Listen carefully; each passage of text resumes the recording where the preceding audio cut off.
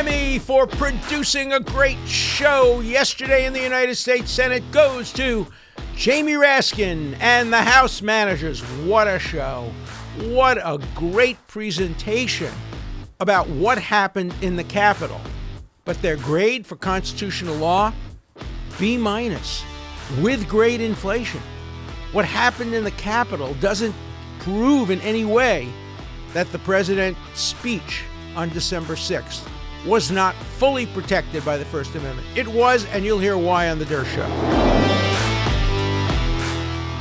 The first full day of President Trump's second impeachment trial was very, very good theater. I have to give a lot of credit for those who edited the films and put them together. It was dramatic, it was riveting, and it was scary. What went on in the Capitol on January 6th was really, really frightening. We saw people breaking in, engaged in horrible, serious crimes, and literally frightening to death members of Congress. Fortunately, no member of Congress was hurt, but we know that 7 people died and others were seriously injured. The Capitol was assaulted, property was destroyed, windows were broken, and I sure hope that the FBI and local police can arrest all of the people who were in any way responsible for the damage and the violence and even the trespassing that was done on the grounds of the Capitol. It was a terrible, terrible day for America, and yet we recovered. And by the end of the day, Congress certified the votes. The protesters were defeated. Many were arrested. The electoral votes were certified, and Biden was sworn in. Democracy prevailed. The United States of America passed a stress test, a very serious stress test, one of the most serious stress tests in modern history. And that is all true, and no one can dispute that. And the senators watched, and they watched with real fear in their eyes. Senators are playing a very unusual role. They are witnesses, they are victims, they are jurors, and in the case of Senator Leahy, he is also a juror, a judge, a witness, and a victim. This is not a real trial. If it were a real trial, none of this evidence would have come in because it's so highly prejudicial and so minimally relevant. Why is it not relevant? It's only relevant if you can first prove the president incited it, is responsible for it, caused it, that his speech was not covered by the First Amendment. If it was, if what he said was constitutionally protected, if what he said was not the major cause of what happened, then why are we showing these newsreels to the judges, the jury, and the Senate? And of course, simple logic proves that there was not a one-to-one relationship. This was not, as I've said before, like shouting fire in a crowded theater, which is an absurd analogy in and of itself. When somebody falsely shouts fire in a crowded theater, everybody runs out. It's not a message to the mind to think about it. It's a message to the legs and the adrenaline. Get the hell out of there. And they do. Everybody leaves. That's not what happened after the president's speech. Many of the people, perhaps most, who heard the speech simply said, interesting speech, let's go home and watch television, which they did. Only a percentage went down to the Capitol. When the president said, march with me peacefully and patriotically, some did that.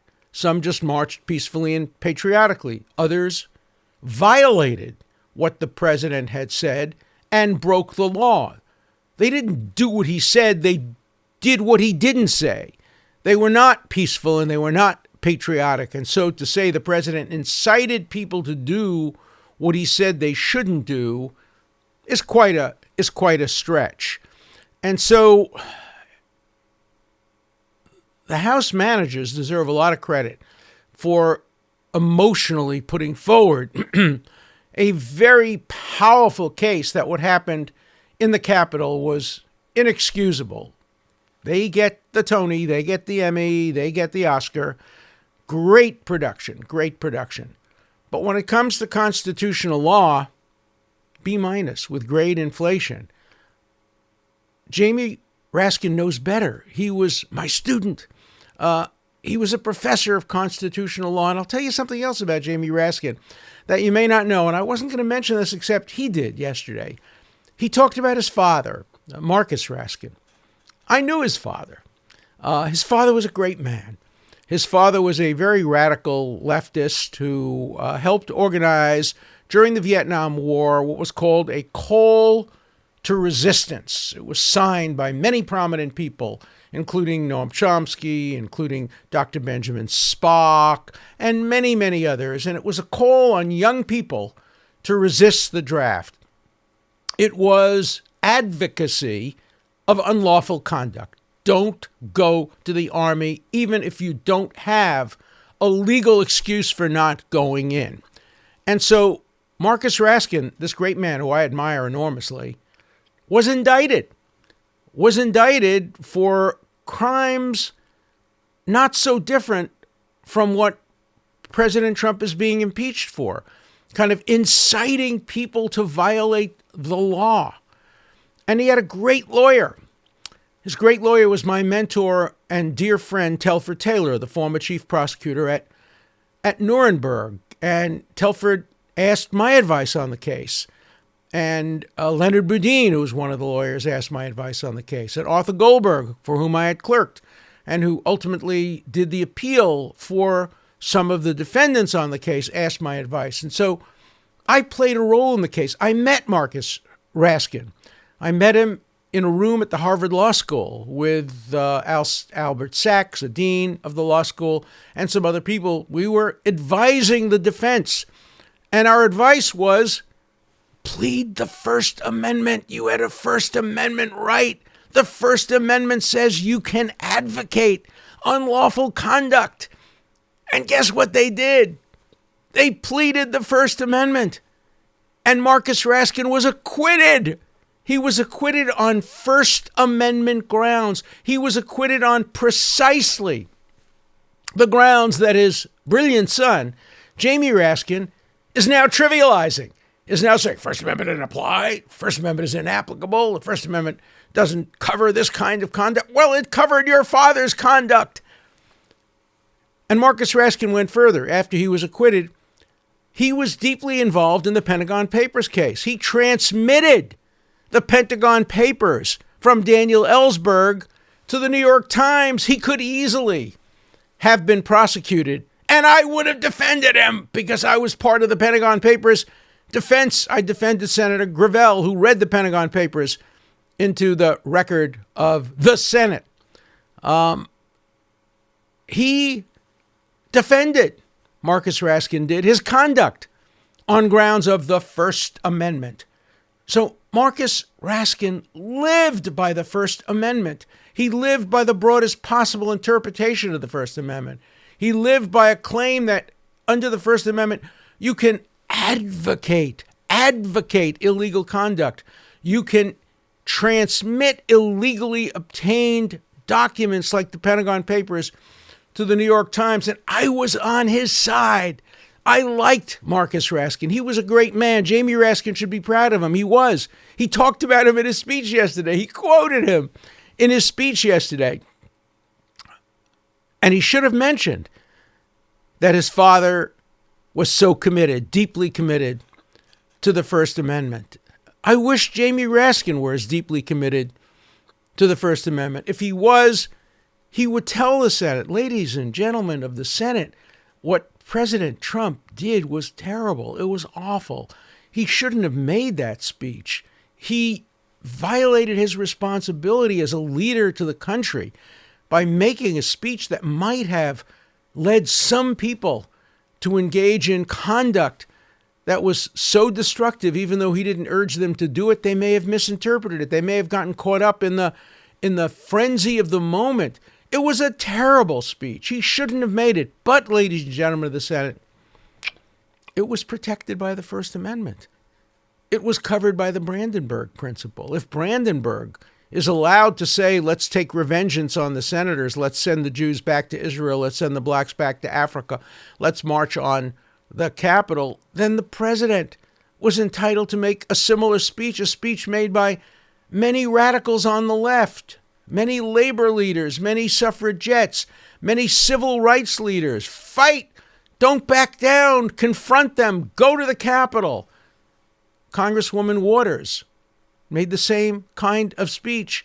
Many of the other members of the Democratic Party made comparable speeches. And so I would hope that Jamie Raskin, who, as I said, is a very decent guy and a very bright guy, would acknowledge that the First Amendment covered this speech, and that unless you can demonstrate that the president actually incited violence, and incitement is a very difficult concept to prove, according to the Supreme Court, it requires immediacy. You have to say to people, go, do it now. Go into the building, break in, destroy computers, beat up cops. Do it now. No, he was a bit away from the Capitol. He was near the White House, a 20-minute walk perhaps to the Capitol. He didn't say break in. He said peacefully and patriotically. There's just no way that speech is covered by the exceptions to the First Amendment. And, it's just very difficult to make the argument that speech can be prosecuted and punished. Now, there are some who say you don't need to be in violation of the First Amendment to be impeached, because impeachment is like an employment decision. You can just be fired. No, that's not what the Constitution provides. It says treason, bribery, or other high crimes and misdemeanors, and it can't be treason, bribery, or other high crimes and misdemeanors if it's protected by the United States Constitution. And what they did yesterday is the House managers played into the hands of the Trump legal team. They showed that speech was not just an isolated speech. It was part of a several month-long campaign to undo the election. How they think that helps them, I don't know. It may help them emotionally, but if the speech was part of a 3-month-long effort to try to undo the election, that makes it even more constitutionally protected. The context that the speech was the culmination of a campaign to persuade the American public that the election was stolen, that the election was fraudulent, all of that's constitutionally protected. Remember, the Constitution doesn't distinguish between truth and falsity. It protects as much somebody who says the earth is flat as somebody who says the earth is round. It protects as much somebody who maliciously said the Holocaust didn't happen as someone who proves that 6 million Jews were murdered by the Nazis. It protects as much somebody who says Elvis Presley is alive and living in Nashville as it does somebody who shows the death certificate of Elvis Presley. It protects as much people who say man didn't land on the moon, it was all fake, as the people who landed on the moon testifying what it felt like to set foot on a distant planet or orbit or place in the sky. The Constitution doesn't distinguish truth from falsity. It doesn't allow the punishment of opinion. And of course, what President Trump said was his opinion. In my view, he's wrong. In my view, the election was not stolen. It was not fraudulent. One of the reasons I didn't agree to participate in this defense is I didn't want to be in a position where I had to defend the president's speech as true. I don't have to do that under the First Amendment. But what happened yesterday is that the House managers were trying to lay a trap. They spent so much time presenting evidence that Donald Trump, they claim, lied about the election being stolen, lied from the night of the election to the day that Joe Biden was inaugurated, that he lied. They're trying to provoke the Trump team into saying, no, he didn't lie. He was telling you the truth. That would be a terrible, terrible mistake. There are some who are arguing that the Trump defense team should put the election on trial. What a terrible mistake that would be.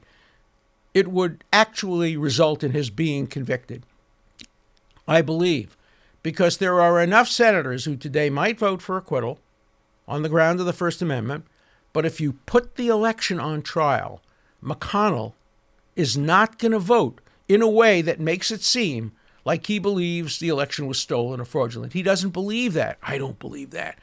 He doesn't believe that. Many of the senators don't believe that. If you put that on trial, that's a losing strategy. And there are some, Steve Bannon and others, who are urging the president, maybe the president himself, maybe Trump himself, is urging his defense team to do it. On the first day of the argument, they said they wouldn't do it.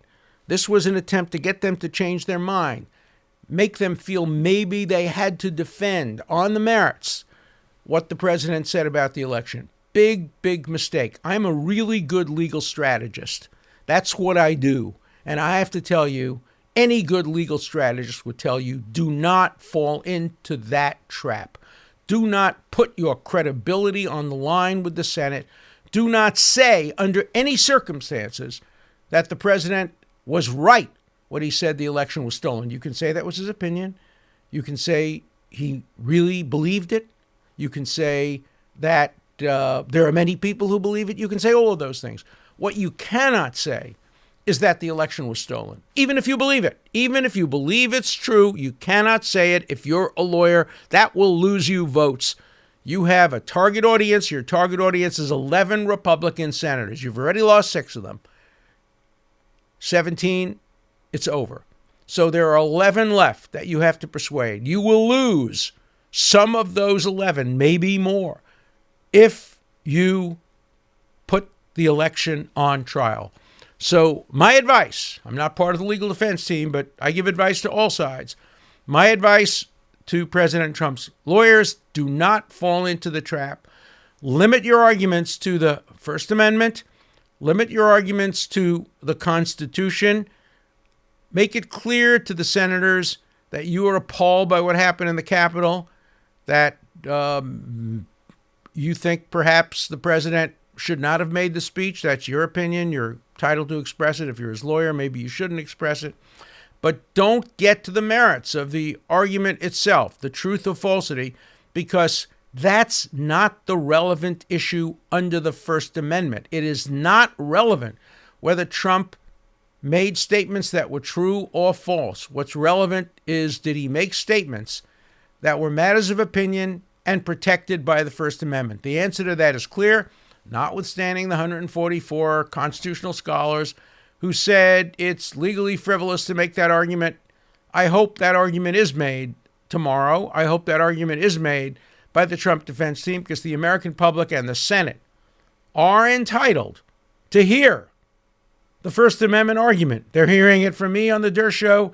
They're hearing it from me on other media, but they're entitled to hear it from Trump's lawyers on the floor of the Senate. And any scholar who says they're not entitled to hear the First Amendment argument is simply wrong as a matter of professional ethics, as a matter of the First Amendment, as a matter of the adversary system, and as a matter of the rule of law.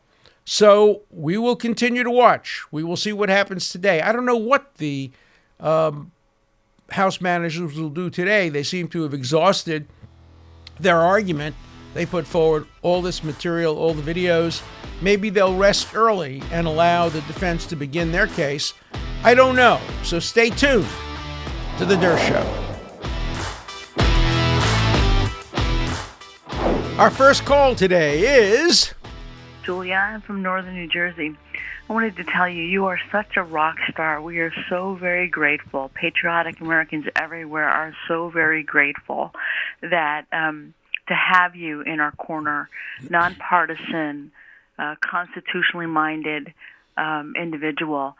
Our society would be so much worse off if it were not for you. You know, you mentioned, you asked why more people aren't speaking out. And I think because of the mob, quite frankly, you've achieved a stature in our cultural fabric that is unparalleled. And I think the average man and woman fears the mob. They fear being shut down. They fear being canceled. If you look at our society, you look at the businesses that have spoken out. For example, Goya, and they've been censored. And so, and I think the president was just removed. So maybe that gives some insight as to why people are afraid to speak out today. So we really we value your voice. Keep doing what you're doing. We're so much better to have you in our speaking up for us. Thanks so much. Well, thank you so much. I've always wanted to be a rock star. You know, I missed the opportunity to see the Beatles in 1966. I was in Paris with my wife, and we were told there were two options for the evening. One, the opera doing Rigoletto, and the other, this group from England called the Beatles. And we went to the opera and didn't see the Beatles. But years later, I had the honor to help represent John Lennon when they were trying to deport him from the United States. So I'm a big fan of the Beatles and a fan of rock music, at least rock music back from the 50s and 60s and 70s. I'm not a rock star. I'm just a lawyer trying to defend the Constitution of the United States. I will keep doing it. I have been victimized and attacked and socially distanced and canceled because of my views, but I don't know how not to express my views, and so I'm going to keep expressing them. I appreciate your support, but even if I got no support, I'd be making the same arguments. Alan, this is Brian out in California. I just wanted to say you need to help that during this impeachment trial. It's ridiculous. It's all over mainstream media, and it's only getting a one-sided thing. But I heard your comments about his defense team that's in the Senate right now talking. You need to help them. You need to step in there, and you need to get in there like you did last time and talk some sense into people in the Senate, because these other lawyers are just not cutting it. And you need to get in there because you're so popular. You go so way back, in time, and people have high regards for you and your opinion. So please go and speak at the Senate. Thank you. I appreciate your encouragement and enthusiasm. I decided not this time. I'm going to limit my defense to the court of public opinion where I think it's necessary, because if you watch CNN, if you read the New York Times, if you read the letter of the 144 scholars, there's no other side of the issue. There's no defense, and I think it's very important for somebody to present the arguments in favor of the First Amendment. I'm going to continue to do that, but not on the floor of the Senate. I'm hoping that the lawyers, particularly David Schoen, who's a very good lawyer, will effectively make the First Amendment argument and the arguments I'm making, and will persuade senators, even senators who don't like what the president said, who certainly don't like what happened at the Capitol, that the First Amendment is much more important than what happened on the Capitol grounds on one day in the life of our country. Hello, Alan. It's a pleasure to talk to you, so to speak. But here's my thought. A hypothetical situation where we get the, let me go back a little bit. I am a conservative, and I have voted recently Republican. So the hypothetical situation is next time we vote in 2022, we get the House and the Senate back. Well, let's impeach Biden, and then we'll impeach Kamala Harris, and then we'll put our Speaker of the House as president. How do you think that would go over? But the real question is, from what I can see, the Democratic Party is so corrupt. They don't care anything about the Constitution, law and order, right and wrong. And sooner or later, we are going to have an actual civil war. What's your opinion on that civil war topic? Thank you very much.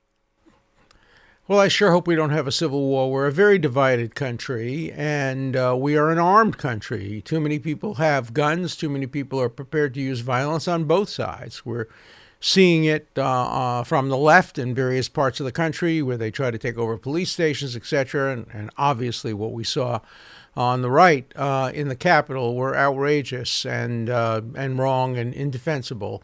But we're a strong country, and I hope we won't see any civil disobedience, and certainly not a civil war. Our institutions of government do work, and they have worked. If the Republicans were to impeach President Biden or Vice President Harris, I would stand up for them and defend the president and vice president against impeachment charges if they were as unconstitutional as the impeachment charges leveled against President Bill Clinton and then twice against President Trump, and earlier on in our history against President Johnson. All of those were unconstitutional impeachments. I don't care what party you're in. I don't care whether I voted for you or against you. If you're impeached unconstitutionally, I'm going to be there to defend you. Hi, my name is Robin. I live in Sterling, Colorado, and I just got done listening to your podcast on Rumble, and I wanted to mention a couple things. One is you mentioned that, CNN says this and Fox says this and, Newsmax says this. They're all liars. Sorry for yelling. I apologize. They all are full of crap. What makes any case, which you're a lawyer, I am shocked to hear you say that, what you did is proof. Ponderance of evidence. Have you looked into any of that? When you say, there wasn't enough voter fraud to make a difference, have you looked at the evidence? I would just ask you to do that. I am happy to look in the evidence. That's why I called for a voter integrity panel. The burden of proof, of course, is heavily on those who would undo an election.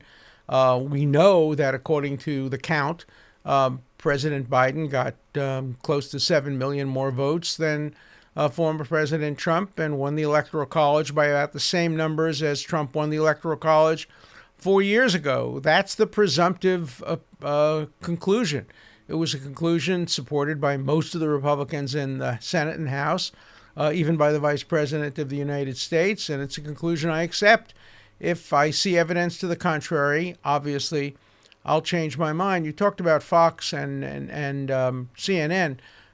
In today's New York Times, one of the most distinguished columnists calls for Fox to be taken off television, basically. He wants the media companies and the internet to not run Fox anymore. He says CNN is fine, MSNBC is fine, but not Fox. I see them as very, very parallel. CNN and MSNBC twist the news totally against Trump and in favor of the Democrats. For example, you can't hear an argument of the kind I'm making on CNN, MSNBC, and they know I'm there and they know I'm making that argument. They just don't want their listeners to hear it. And yet this columnist would essentially call for the censorship of Fox, take it off the air, hold them accountable. What's happening to liberals when it comes to freedom of speech? Common Cause wants Twitter and Facebook to not restore President Trump's tweets or posts. This is a liberal group. They're not supposed to be favoring censorship. But today, people on the left seem to support censorship. I'm writing a new book about that, tentatively entitled The New Censors. Can we save the First Amendment from progressives, the social media, and universities? And we'll be talking about that once this impeachment trial is over. And I welcome your thoughts on that subject as well as the impeachment. Hey, Professor Dershowitz. This is Anne from Los Angeles. Thank you so much for your show. It is definitely intellectually stimulating. I do not know that you can compare President Trump's situation and his speech with Brandenburg fairly. I think the simplest way to get it across is just when you say imminent, Brandenburg was talking about something that would happen, a rally that he was going to stage on July 4th, not the day he spoke. Right. This was the day that President Trump had been talking about for months. This was everyone's last chance to stop what they believed was the theft of their votes. President Trump is certainly aware that a few of his most extreme supporters have a propensity for violence. If you look at the vast majority of his words, they are inciting. I just don't think that this is an apple-to-apple situation. I think that if Brandenburg had made his speech on July 4th, he would have lost his case, and I don't think that I think you could make a very convincing case that President Trump should lose this one. So I'm curious to hear your comments, and I'm curious whether, you ever reconsider your position on issues. I always reconsider my position, and that's a very thoughtful comment. And I agree with you. There's a difference between Brandenburg and President Trump's speech. Where I disagree with you is I think if Brandenburg had made his speech a mile away from the Capitol on the day of July 4th and urged them to take revengeance and to send the Jews back, et cetera, I think the Supreme Court would have upheld his right to say that. Imminence is very, very difficult to demonstrate. It means right now, right here. I don't think you can have imminence when the president says peacefully and patriotically, and when the president later says, go home now. It just doesn't meet the test of imminence set out in Brandenburg. I agree with you. The facts in Brandenburg are different. Some of them are worse. Some of them are better. I also agree with you that President Trump should have realized that his speech could cause some people to do things that are wrong and illegal. But that's true of almost every speech. As Oliver Wendell Holmes once said, every idea is an incitement. And fighting words, these are things that are said all the time. Putting aside Brandenburg's speech, I can probably show you 25 other speeches made in the Capitol, near the Capitol, near the White House, where people use the same kind of language. We have to fight back. We can't take it. Show them, get in their face, confront them. Don't let it happen. Stop it, stop it, stop it. That's very common rhetoric, and that's protected by the First Amendment, regardless of whether Brandenburg is similar or different. So I agree with you, and I'm always happy to reconsider my views that Brandenburg is temporally different. The timing is different. But I also believe that the Supreme Court would have come out exactly the same way had Brandenburg made his speech a mile away from the Capitol and said exactly what he said on the day that he asked people to go to the Capitol. If he had said, break into the Capitol, do it now, and if he had been standing in front of the Capitol, that would be different. But keep these thoughtful ideas coming, and don't hesitate to be critical of my views, because I want to hear your views and I want to reconsider my views in light of your views. Hi, Mr. Dershowitz. My name is Rachel, and I just wanted to leave a message thanking you for your wonderful show.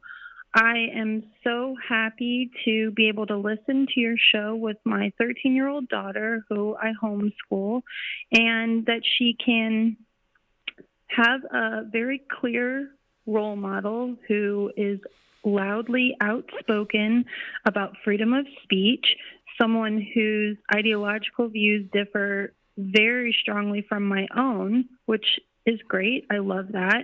And then she can still see that even though we completely disagree on a lot of political things, that you still support freedom of speech. It's such a beautiful example, and we love listening to the show, and we're just really grateful for the work that you're doing.